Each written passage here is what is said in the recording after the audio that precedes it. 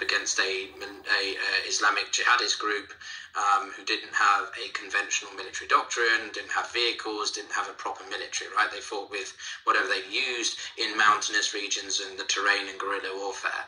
It was an insurgency versus Ukraine, which is a very conventional conflict and involving not just a big power, but a nuclear power. And this is the main point that a lot of people have learned, which is that kinetic warfare in a conventional sense is very much still possible. And the luxuries that Europe has lived with for the past 70, 80 years since the Second World War, it was very much that, a privilege, and that it can happen at any point. So I wouldn't compare directly Afghanistan to Ukraine because they're different.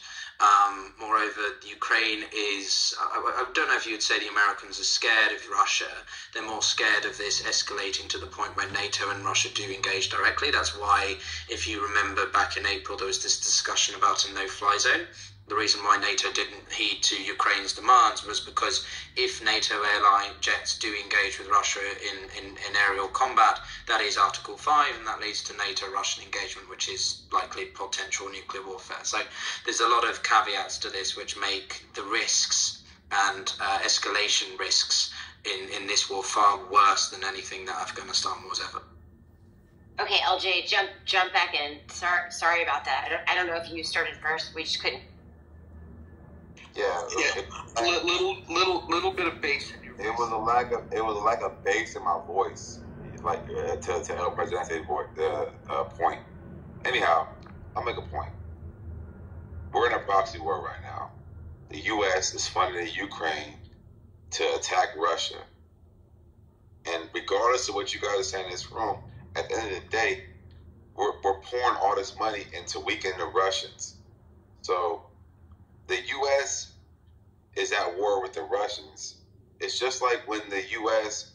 was at war with North Korea, or actually it was when the whole like South Korea, North Korea thing, like it was a proxy war where you had like ideology. So yes, the U.S. is technically not at war with Russia, but they are. And again, to El Presidente, I don't know how much bass you need in a voice, but I have a very deep voice. I don't know how much bass you need in this voice. But at the end of the day, we're in a proxy war right now. The U.S. is at war with Russia, but we're funding Ukraine to fight that war for us. And not for nothing, I'm not for or against it, but it is what it is. So you can't argue that. Like, we're pouring good dollars into Russia. Back on that, just because Ukraine would have fought this war, they would have lost badly, but they would have fought for their independence and sovereignty. They would have lost, AOG. But yeah, that's lost. Can I speak? Anyway. And also, what I would point out is that South Korea... Theodore, let's let LJ finish, and then you can... Please, Jesus Christ. God damn. Look, give me 2 seconds. My point is this. The U.S. is funding the Ukraine's war. They would have lost this war months ago. Years ago. Like, this war would have been over if we weren't funding this whole war. So go ahead with your accent and your multiple points over and over and over again. Yeah, but I will get pissed off, so don't do that. Get pissed off. I don't give a fuck. Go ahead. Come on, LJ, chill. Let Peter. Like, fuck off, mate. You don't know what the fuck you're talking about. Fuck off. No affiliation with the region whatsoever, so fuck off. It's okay, Peter. Just go ahead. Y'all stop. Come on, listen. There have been too many dicks laying on all the tables in here. Let's just... Yeah, I'm just saying, we're funding this war. LJ, we asked Jason, no. We asked Peter to let you finish. We're going to ask you to do the same thing and let Peter... What's that got to do with it?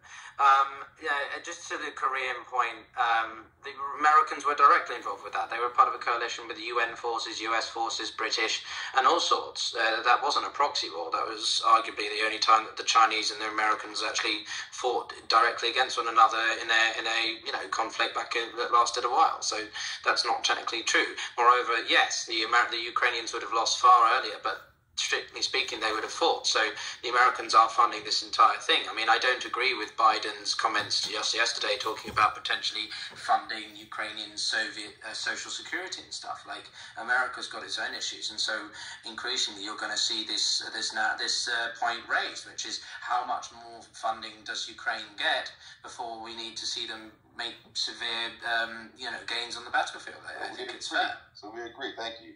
Well, I agree on that point, but I don't... 50% of my income in taxes as a citizen in the West. I'm more than happy to keep funding it. Yeah. For at least. Yeah, no problem. All right, thanks, everybody.